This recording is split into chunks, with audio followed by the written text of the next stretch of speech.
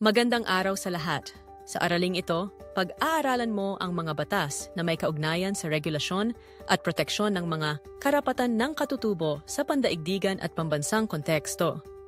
Higit pa rito, inaasahan kong habang nauunawaan mo ang mga batas na ito, mahikayat ka ring pag-isipan ang iyong papel bilang mag-aaral sa pagsigurong ang mga karapatan ng mga katutubo ay nirerespeto, pinoprotektahan, isinusulong, at natutupad sa iba't ibang sektor at larangan na iyong kinabibilangan. Ang Indigenous Peoples' Rights Act, IPRA, ay nagsasaad ng mga karapatan ng ICCs tulad ng 1. Karapatan sa lupang ninuno. 2. Sariling pamamahala at pagpapatibay ng kakayahan. 3. Katarungang panlipunan at karapatang pantao. At 4. Pagpapahalaga sa kulturang katutubo.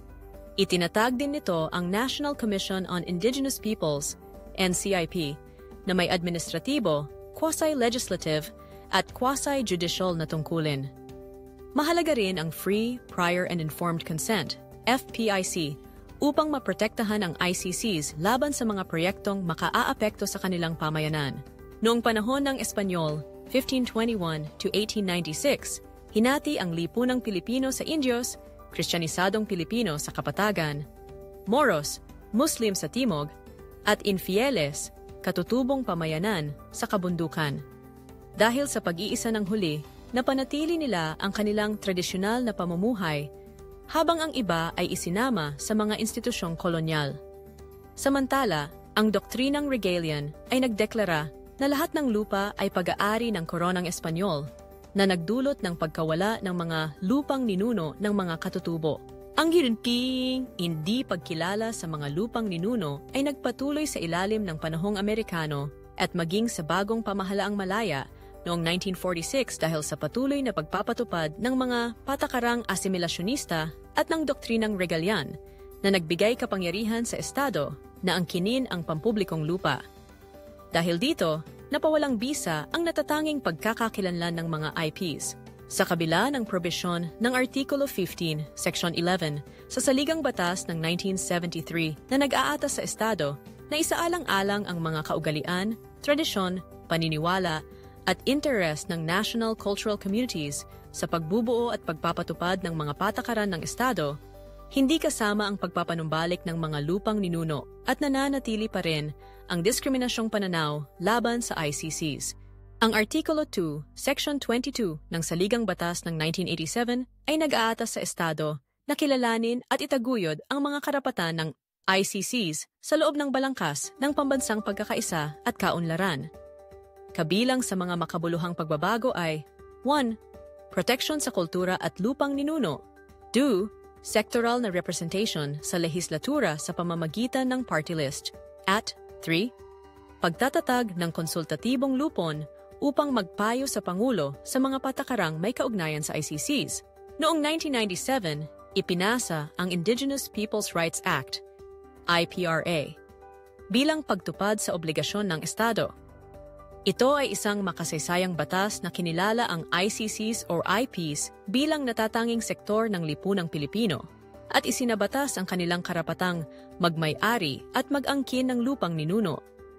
Ilan sa mga pangunahing probisyon ng IPRA kaugnay ng karapatan sa lupang ninuno ay 1. Pagkilala at proteksyon sa kanilang pagmamay-ari.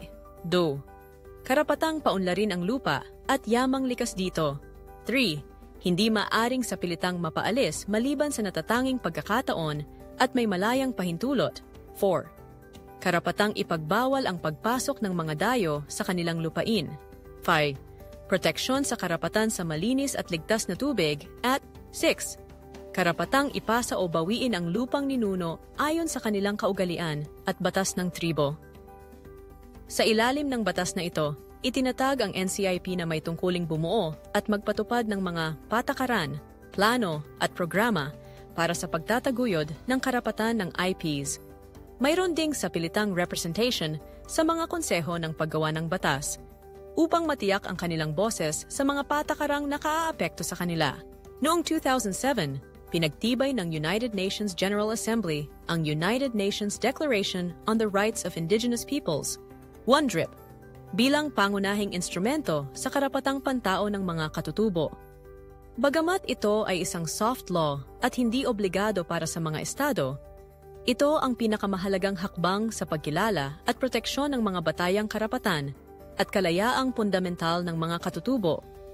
Itinatakda ng UNDRIP ang mga karapatan ng mga katutubo sa 1. Sariling pagpapasya at pamamahala. 2. Pagkamamamayan at karapatang sibil. 3. Free, prior and informed consent, FPIC. 4. Edukasyon, kaunlaran, at likas na yaman. 5. Pag-aari ng intelektual, paggawa at patas na kabayaran. 6. Pagbabanatili ng tradisyon, kaugalian, at proteksyon ng kultura. Ang pinakamahalagang provision, ngunit pinaka-controversial, ay ang karapatan sa sariling pagpapasya at FPIC, na may malaking epekto sa pangangasiwa ng mga katutubo sa kanilang sariling mga lupain at likas na yaman. Ang karapatan sa sariling pagpapasya, ayon sa UNDRIP, ay kinikilala ang kakayahan ng mga katutubo na malayang itakda ang kanilang political status at isulong ang kanilang pang-ekonomiya, panlipunan, at pangkultural na pag-unlad. Binibigyan din sila ng karapatan sa autonomiya o sariling pamamahala sa mga panloob at lokal na usapin.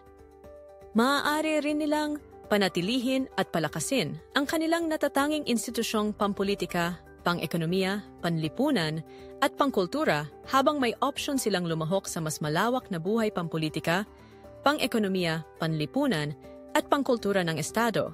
Noong una, tumutol ang ilang estado sa pagbibigay ng karapatan sa sariling pagpapasya dahil sa pangamba na maaaring ipakahulugan ito ng mga katutubo bilang karapatan sa paghihiwalay o kasarinlan. Bilang kompromiso, idinagdag ang Artikulo 46, 1, na nagsasaad na walang provision sa UNDRIP ang maaaring gamitin upang pahinaing o buwagin ang teritorial na integridad o pagkakaisa ng mga soberanya at malayang estado. Bagamat ito ay tila naglilimita sa naturang karapatan, nananatili itong epektibo dahil sa malawak na autonomiya at ang prinsipyong FPIC. Ang FPIC ay isa sa pinakamahalagang karapatan at obligasyong itinakda sa UNDRIP. Tinitiyak nito ang aktibong partisipasyon ng mga katutubo sa mga gawain o proyektong maaaring makaapekto sa kanilang mga karapatan. Ang FPIC ay may tatlong pangunahing katangian. 1. Free. Dapat walang pamimilit, pananakot, panlilinlang, o anumang impluwensyang pumipilit sa kanila upang magbigay ng pahintulot. 2. Prior. Ang pahintulot ay dapat makuha bago pa isagawa ang anumang proyekto o aktibidad. Dapat ding bigyan ng sapat na panahon ang mga makatutubo upang makapagdesisyon ng naaayon sa kanilang sariling proseso ng pagpapasya. 3. Informed consent. Dapat ipakita ng buo at malinaw ang lahat ng detalye ng mungkahing proyekto o patakaran upang magkaroon ng malay at makatarungang desisyon ang mga katutubo. Maraming salamat.